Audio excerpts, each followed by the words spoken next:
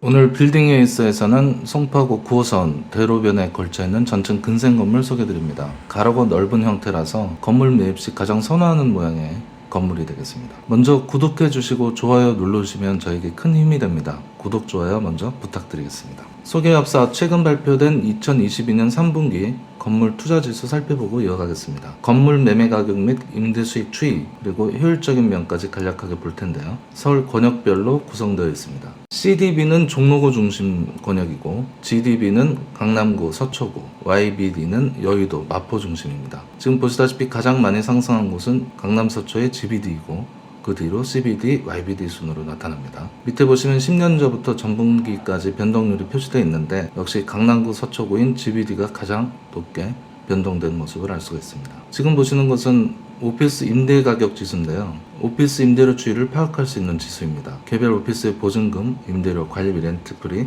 전용률을 반영한 실질 임대료 기준, 연면적으로 가중치를 부여하여 산출된 지수입니다. 여기서는 종로구 중심의 CDB가 가장 높게 변동했고요. 강남구 서초구 중심의 GDB가 3위를 차지했군요. 역시 강남 서초는 가격이 높게 형성되어 있다 보니까 임대 가격 지수는 낮게 나타남을 알 수가 있습니다. 실질적으로 좀 중요하게 의미부여를 해야 되는 실효 운영 수익률을 보고 계신데 이 실효 운영 수익률은 오피스 수익률 추이를 파악할 수 있는 자료이긴 하죠. 보시다시피 중장기적으로 계속 우하향하고 있는 하락세인데 이거는 개별 오피스의 임대료, 관리비, 렌트프리, 공실률, 영업 경비 등을 반영한 순영업 소득의 자동가치 산정 모델로 산정한 자산가치를 나눈 값입니다. 이 하락하는 와중에 수익률 높은 1위로는 종로구 중심의 CDB이고 그 뒤로 여의도 중심 YBD, 기타 지역, 마지막으로 강남구 서초구 중심의 GDB 순으로 이어지고 있는 것을 볼 수가 있습니다. 어쨌든 이 자료는 초반 언급드린 것처럼 2022년 3분기 자료입니다. 그런데 4분기부터 변화가 심상치 않잖아요. 지속적인 금리 인상 같은 각종 지표가 사실 좋지는 않습니다. 피부로 느끼는 변동폭이 크기 때문에 소개해드린 자료가 지금 바로 현실을 반영한다고 볼 수는 없고 참고용으로 보셔야 될 필요가 있습니다. 4분기가 발표가 되면 정보를 모아서 따로 소개해드리도록 하겠습니다. 지금부터 오늘 소개 건물 본격적으로 이어가겠습니다. 9호선과 가까운 대로변에 위치한 건물인데 주변 상권 현황을 보시면 다음과 같습니다.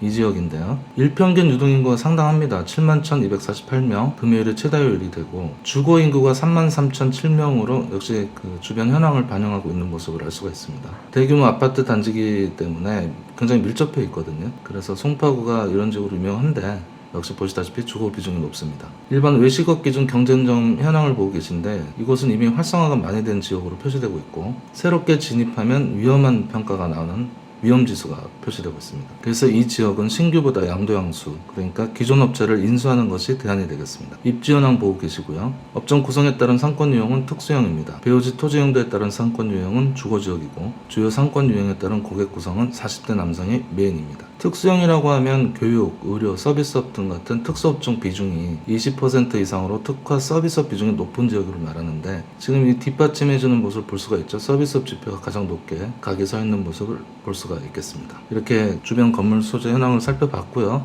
건물 내용으로 들어가 볼게요. 건물계 부탁드리겠습니다. 대지 면적은 1121.40제곱미터, 용도 지역은 제3종 일반 주거 지역입니다. 연면적은 2736.72제곱미터입니다. 층수는 지하 1층에서 지상 4층이고 승강기는 한 대 있습니다. 주차는 자주식으로 15대 가능합니다. 필지가 두 필지죠? 네, 두 필지 합으로 말씀드렸습니다. 9호선도 이용할 수 있고 방역도 이용할 수 있네요. 네, 두 지하철역을 이용할 수 있고 대로변에 접해 있어서 교통편이 유리한 입지입니다. 아무래도 강남 송파를 통과하는 9호선은 황금 노선이라고 많이 표현을 하는데 거기에 대로변에 위치해 있고 가로가 넓은 형태의 건물이라 보기에 좋습니다. 전층 한 임차인으로 구성되어 있습니다. 지역 상권에 맞게 학생들을 대상으로 하는 업종으로 전층 임차되어 있고 꽤 오랫동안 운영을 하고 있더라고요. 저희가 여러 번 언급한 적이 있는데 한 임차인이 전체 사용하고 있으면 공실이 났을 때 위험이 커지잖아요. 그렇습니다. 한 번에 빠지게 되면 수익에 큰 차질이 생기게 됩니다. 그렇지만 이 건물 임차 업종은 유명하고 잘 되고 있어서 계속해서 연장을 요청하고 있는 상황입니다. 반면에 관리의 용이함은 또 있는 거예요. 맞습니다.